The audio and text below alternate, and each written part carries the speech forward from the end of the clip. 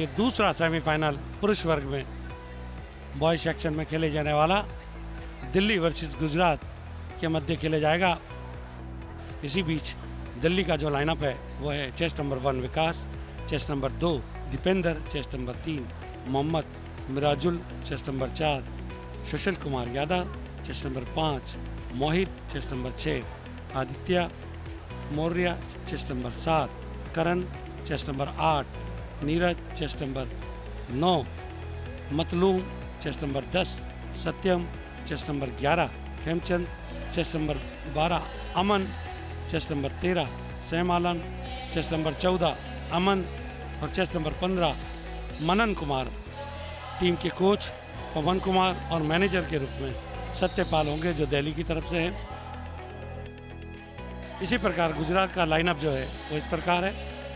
Chest number 1 है Rahul, chest number 2 है Vinesh, chest number 3 है प्रीतेश, चेस्ट नंबर 4 है उमेश, चेस्ट नंबर 5 है विवेक, चेस्ट नंबर 6 है राम प्रकाश, चेस्ट नंबर 7 है मिथुन, चेस्ट नंबर 8 है अरविंद, चेस्ट नंबर 9 है परिषेक, चेस्ट नंबर 10 है रोशन, चेस्ट नंबर 11 है राहुल, चेस्ट नंबर 12 है किशन, चेस्ट नंबर 13 है अजय, चेस्ट नंबर 14 है मयंक और चेस्ट नंबर 15 है मेहुल पी। कोच है राहुल, असिस्टेंट कोच के रूप में है मुकेश और मैनेजर के रूप में है रवि चौहान। और देखना होगा कि इस मैच का विजेता कौन होता है। दोनों टीमों के कैप्टन एक दूसरे से हाथ मिलाने के बाद हमारे रेफरी से हाथ मिलाते हुए पूछा गया कि तुम में से कौन मांगेगा, और गुजरात, शायद मुझे लगता है गुजरात को चॉइस दी वो पहले मांगेंगे। और देखना होगा कि कौन जीतता है टॉस। गुजरात ने टॉस जीता है निश्चित रूप से और डिफेंस करने का इशारा किया है रेफरी ने भी और उनके कप्तान ने भी, जो कि 11 नंबर की जर्सी में हैं राहुल वी, जिन्होंने इशारा कर दिया था अपने हाथों से, बताया कि हमने टॉस जीत लिया है और अब हम डिफेंस करेंगे। काफ़ी अच्छा मैच होने की संभावना है बराबर। दिल्ली के कोच पूरी तरीके से मुस्तैद है, अपने खिलाड़ियों को उन्होंने पूरी तरीके से हिदायत दी है। वहीं गुजरात के कोच पोल के ऊपर अपनी रणनीति तैयार करते हुए और दूसरी तरफ दिल्ली के खिलाड़ी भी उसी प्रकार का पोल के समीप जाकर पोल को पकड़ते हुए और अभिनंदन स्वीकारते हुए, और देखना होगा कि यहाँ किस प्रकार की वो डिफेंस और अटैक करते हैं। निश्चित रूप से कुछ ही समय में मैच स्टार्ट किया जाएगा और दिल्ली के खिलाड़ी मैदान में आकर बैठ चुके हैं। इसी बीच मैच रेफरी अपने एम्पायरों को हिदायत देते हुए और ये लंबी विसिल के साथ मैच को प्रारंभ किया गया है। और देखना है कि क्या कुछ कर पाते हैं, गुजरात का डिफेंस किस तरीके का रहता है, और निश्चित रूप से अटैक में कुछ तेज़ी दिखाएंगे दिल्ली के खिलाड़ी, और वैसा ही उन्होंने अटैक शुरू किया है। मगर 2 नंबर की जर्सी में जो कि रनिंग कर रहे हैं विनेश, देखना होगा कैसे है। और यहाँ सेंटर लाइन ज़रूर हुआ था और निश्चित रूप से बच गए थे, नहीं तो वो आउट हो सकते थे यहाँ पर। विनेश, दिल्ली के लिए कुछ दुविधाएं उत्पन्न हो सकती है और पूरी तरीके से यहाँ फंस गए थे। लेट खो दिया था दिल्ली के खिलाड़ी के द्वारा 4 नंबर की जर्सी में सुशील कुमार यादव ने, और पूरी तरीके से फंसा लिया था उन्हें। और यहाँ पीछा किया जा रहा है मेहुल का, और देखना है मेहुल कितनी देर तक रनिंग कर पाते हैं। और ये हेल्थी स्पीड होती है और पूरा अभिनंदन बजा रहे हैं, ताली बजा रहे हैं कि आओ, मैं अभी, मुझ में और काफ़ी दम है, तुम मुझे पकड़ो। यहाँ फाउल हुआ था 8 नंबर के नीरज के द्वारा, जो दिल्ली के खिलाड़ी हैं। 2 मिनट का खेल समाप्त हो चुका है और देखना होगा कि क्या यहाँ ड्रीम रन आ सकता है या नहीं। और निश्चित रूप से यहाँ टच हुआ है और स्काई डाइव मारी थी 2 नंबर के खिलाड़ी के द्वारा दीपेंद्र, और 2 अंक और अर्जित किए। स्कोर हो गया है 4।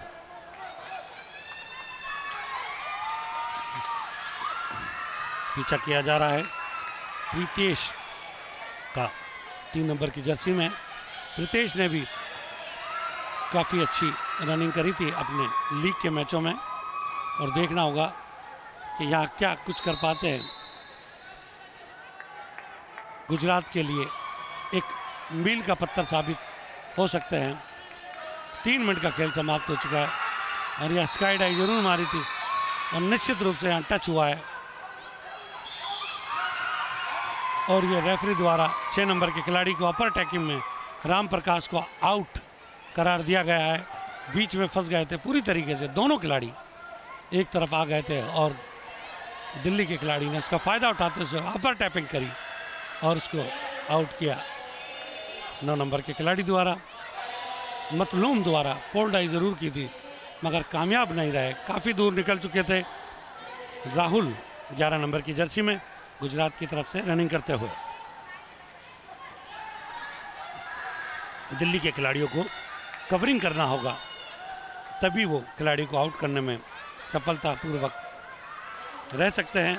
अगर कवरिंग नहीं करोगे तो निश्चित रूप से ये बिल्कुल फंस गए थे एक तरफ और देखना कि वो क्या कर पाते हैं नहीं,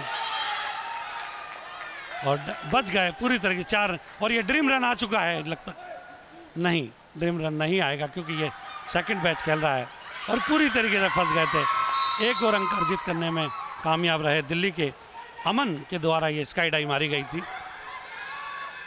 और देखना होगा कि दिल्ली क्या कुछ कर पाती है, क्या यहाँ मैच जीतकर वो सेमीफाइनल में से फाइनल में जाते हैं या नहीं, देखना होगा।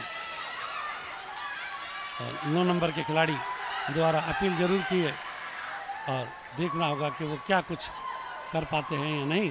अभी भी अटैक में वो ऐसा कुछ नहीं कर पा रहे और एम्पायर के द्वारा आउट करार दे दिया गया है। उन्होंने फ्लैग उठा लिया था और उनको आउट दिया है और यहाँ पर उनको 2 अंक के साथ 1 अंक और अतिरिक्त मिलेगा जो कि पोल डाई में दिया जाता है अक्सर।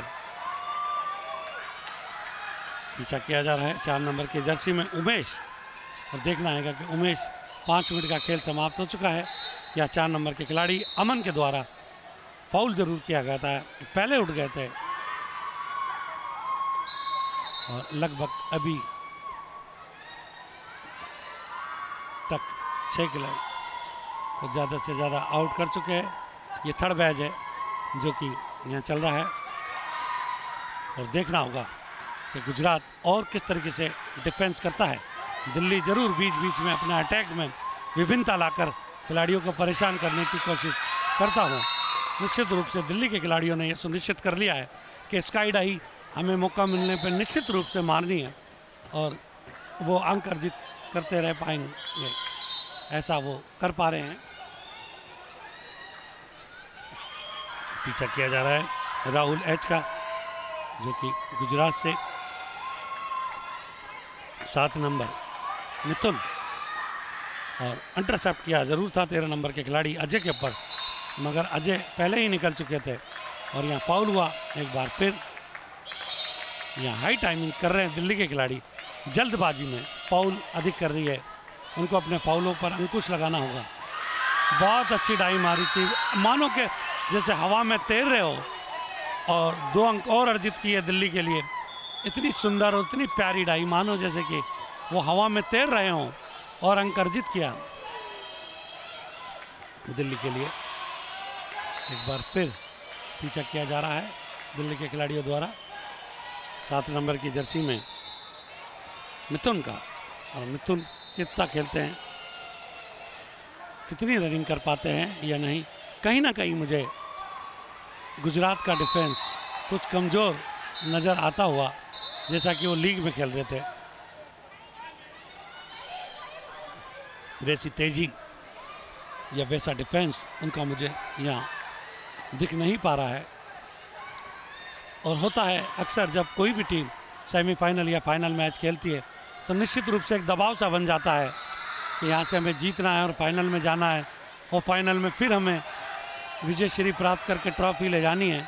तो वो एक दबाव सा रहता है खिलाड़ी के ऊपर, वो साफ जाहिर होता हुआ और साफ दिखता हुआ। बहुत अच्छा कवर किया था, पूरी तरीके से लाइन में गए थे, लास्ट मोमेंट तक उन्होंने देखा, चोर नज़रों से देख रहे थे अपने दोनों तरफ और लास्ट में टच किया और 1-2 अंक और अर्जित किए दिल्ली के लिए। 4 नंबर की जर्सी के अंदर थे सुशील कुमार यादव, काफ़ी अच्छे खिलाड़ी हैं और अब तक काफ़ी अंक अर्जित कर चुके हैं एम्पायर नवनीत द्वारा। इशारा किया गया है कि फाउल है, पहले आपको फाउल कवर करना पड़ेगा, उसके बाद ही आप पुनः खिलाड़ी के पर जा सकते हैं। 1 नंबर की जर्सी में राहुल का पीछा किया जा रहा है और डाई मारी है और राहुल ने निश्चित रूप से आउट करार दे दिया है और गुजरात का एक और खिलाड़ी आउट होकर बाहर जाता हुआ निश्चित रूप से गुजरात डिफेंस में कहीं छिन सा गया है, पूरी तरीके से कमज़ोर दिख रहा है और मुझे लगता है कि अपील जरूर की थी मगर नकार दिया पोल एम्पायर ने हरी झंडी लाकर कि नहीं, आउट नहीं है। 5 नंबर की जर्सी में पीछा किया जा रहा है हिविक का और देखना है कि हिविक कितना खेल पाते हैं। हिविक को लंबे लंबे कदों के साथ समय बहुत नज़दीक है और यदि यहाँ से वो नॉट आउट जाते हैं तो निश्चित रूप से दिल्ली के लिए दुविधा में साबित होंगे और यदि यहाँ अंक अर्जित कर लेते हैं तो निश्चित रूप से, और ये टाइम की लंबी विशिल और ये विशिल बच गई और नॉट आउट जा रहे हैं वो यहाँ से।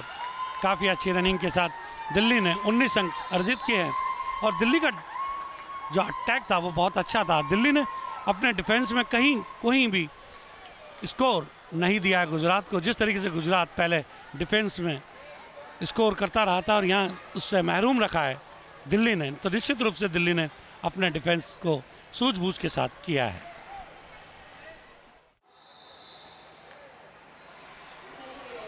निश्चित रूप से अब डिफेंस में आएगा गुजरात।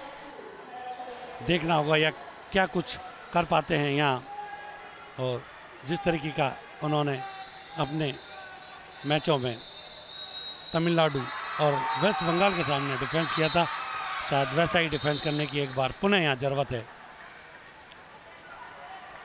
एक बार पीछा किया जा रहा है मोहम्मद मिराजुल, जो कि लंबे कद के और तेज़ तर्रार हैं, पूरी तरीके से भाग जाते हैं और चले जाते हैं। और देखना होगा यहाँ हाई टाइमिंग हुआ था 9 नंबर के प्लेयर का और टच नहीं हुआ था, दूर चले गए थे काफ़ी। 1 मिनट का खेल समाप्त हो चुका है और देखना होगा कि क्या कुछ कर पाते हैं। और मोहम्मद मिराजुल आउट होकर बाहर जाते हुए और पीछा किया जा रहा है 10 नंबर की जर्सी में सत्यम का, और सत्यम किस प्रकार का डिफेंस करते हैं यहाँ देखने काबिल होगा। इसी बीच इंटरसेप्ट करने की कोशिश करी थी अमन ने और बीच में दोबारा अब अमन को पकड़ा जा रहा है, सत्यम को छोड़ दिया गया है। अगर इस प्रकार की गलती बराबर गुजरात करता है तो दुविधा होने वाली है। आपको 1-to-1 या 1-by-1 ही चेस करना होता है खो खो में।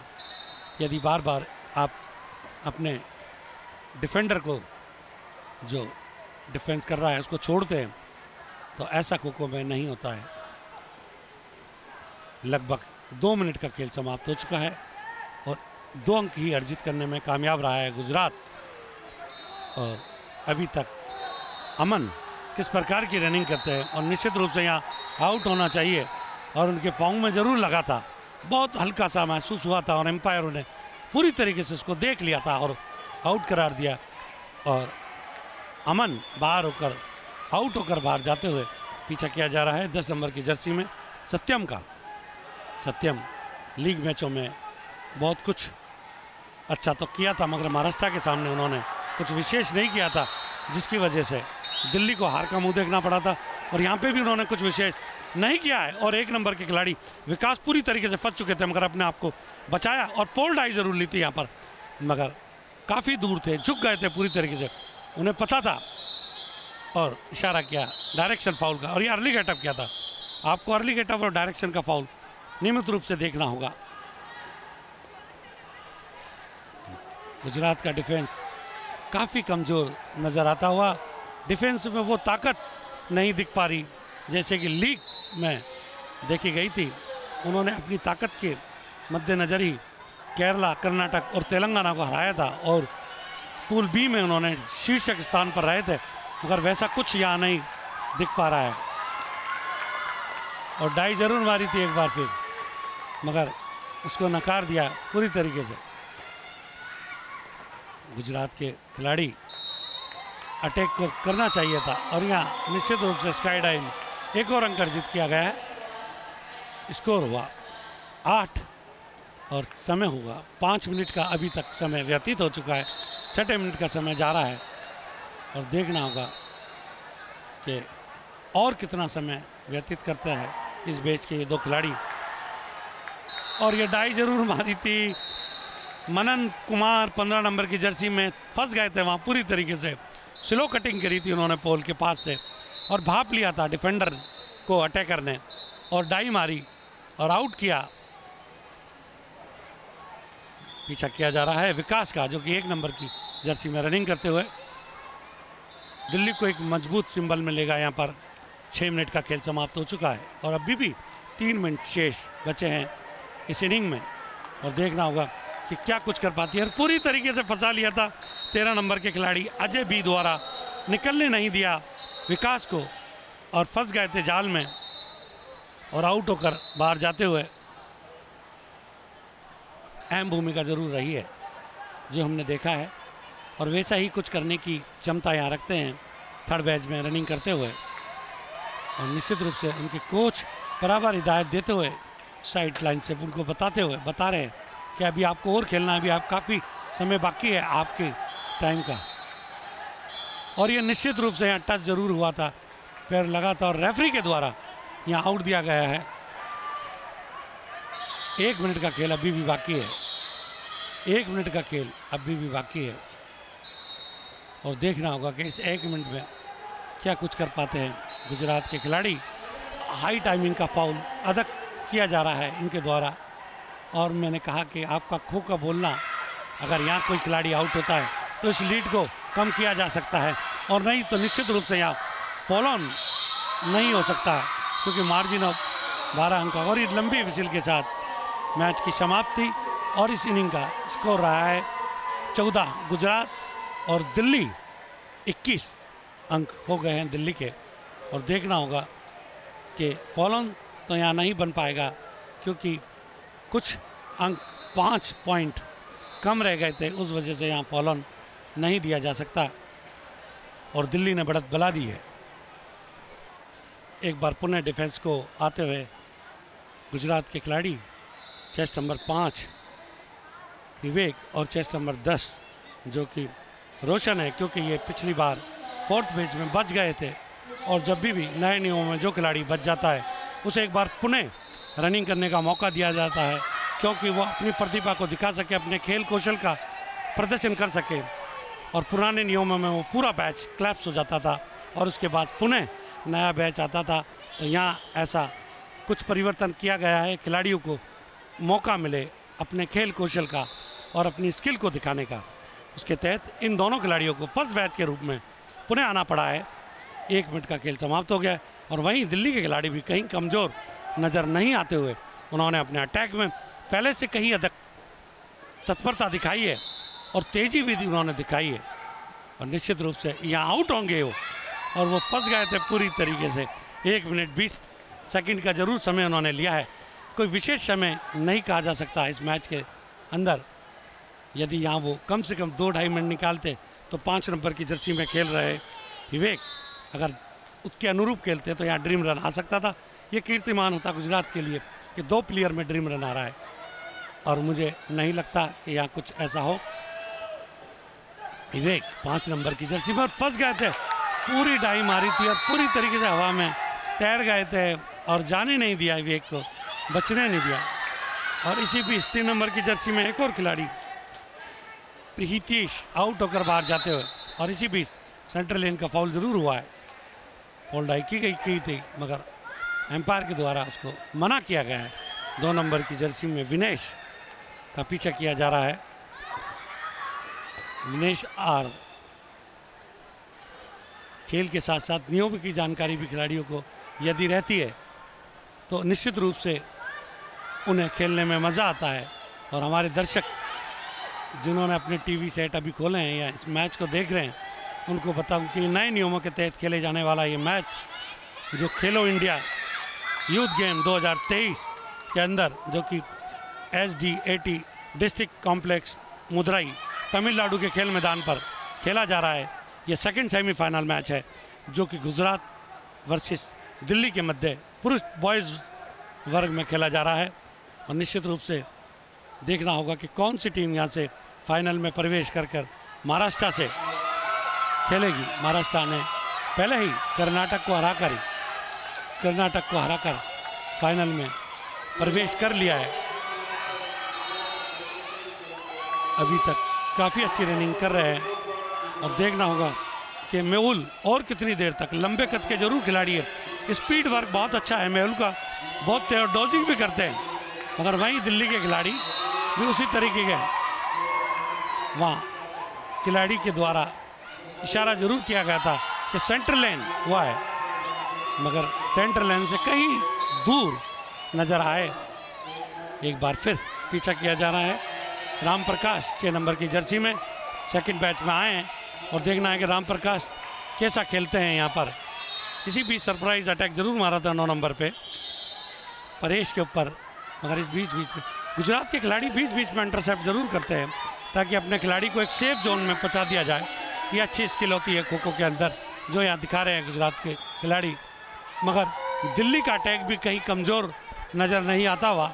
दिल्ली के कोच पवन कुमार और सत्यपाल मैनेजर के रूप में जो है बार बार अपने खिलाड़ियों को हिदायत देते हुए निश्चित रूप से पूरे समय तक वो डक के पास खड़े रहते हैं, अपने खिलाड़ियों को बोलते रहते हैं, कुछ ना कुछ समझाते रहते हैं और उसी के अनुरूप दिल्ली के खिलाड़ी अपने खेल का प्रदर्शन करते हैं।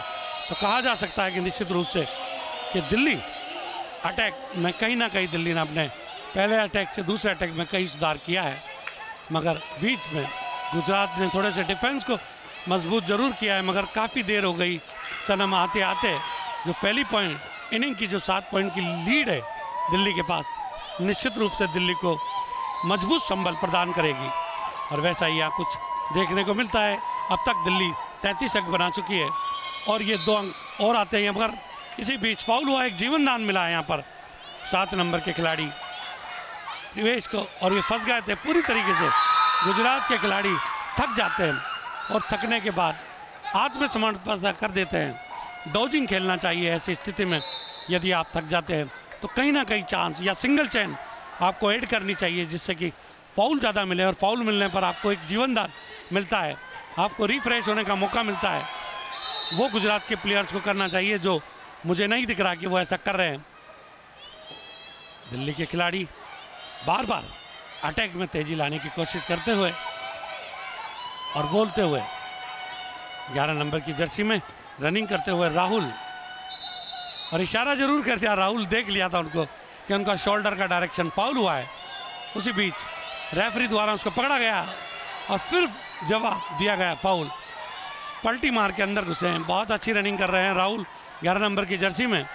दिल्ली के खिलाड़ी जिस तरीके से कर रहे हैं और देखना होगा, और ये पूरी तरीके से लाइन में गए थे, अपने दिशा परिवर्तन नहीं करी थी और लास्ट मोमेंट पे स्काई डाई मारी और टच किया। और एक और अंक दिल्ली के खिलाड़ी बहुत खूबी से ये करते हैं, पूरे समय तक अपने खिलाड़ियों पे नज़र रखते हैं और जाते रहते हैं और देखते रहते हैं कि जब तक कि वो अपने शिकार को अपने पंजे में दबा नहीं ले, जब तक उसका पीछा नहीं छोड़ते।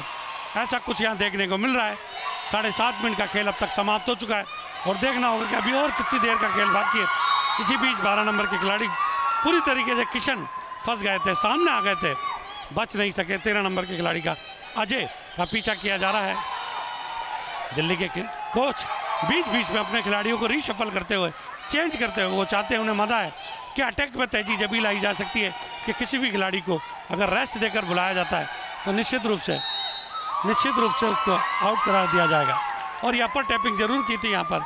और 8 मिनट का खेल अब तक समाप्त हो चुका है। स्कोर पहाड़ सा स्कोर खड़ा कर दिया है। दिल्ली ने 41 अंक अर्जित कर लिए हैं 14 के मुकाबले में। गुजरात निश्चित रूप से दिल्ली ने अपने फाइनल का रास्ता तय, आधी मंजिल से कहीं ज़्यादा मंजिल तय कर लिए और गुजरात को शायद संतोष करना पड़ेगा कि इस मैच को में अगर कुछ उलट पुलट करना चाहते हैं तो अपने बचे हुए अटैक में इतनी जल्दी अटैक करें, तेज़ी से अटैक करें और दिल्ली के खिलाड़ियों को जल्द से जल्द जंग में पहुंचाया जाए ताकि उनके रथ को रोका जाए। मगर ये मुमकिन सा प्रतीत होता हुआ यहाँ पर 13 नंबर की जर्सी में अजय का पीछा किया जा रहा है और लास्ट समय का एक खेल निश्चित रूप से अजय चाहेंगे और उनके कोच बराबर ताली बजाकर वो चाहेंगे, मगर फंस गए थे पूरी तरीके से। और 2 अंक और अर्जित का स्कोर हो गया 43, एक पार सा स्कोर होगा। इसी बीच इनिंग समाप्ति की विशिल टाइम कीपर द्वारा और स्कोर बढ़कर हो गया है दिल्ली 43, गुजरात 14। निश्चित रूप से दिल्ली एक मजबूत स्थिति में आकर खड़ा हो गया है।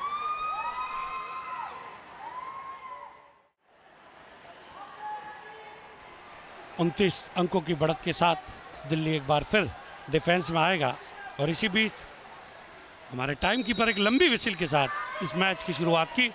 और देखना होगा कि पीछा किया जा रहा है अमन का, और अमन को कितनी जल्दी ये लोग डग आउट में पहुंचाते हैं।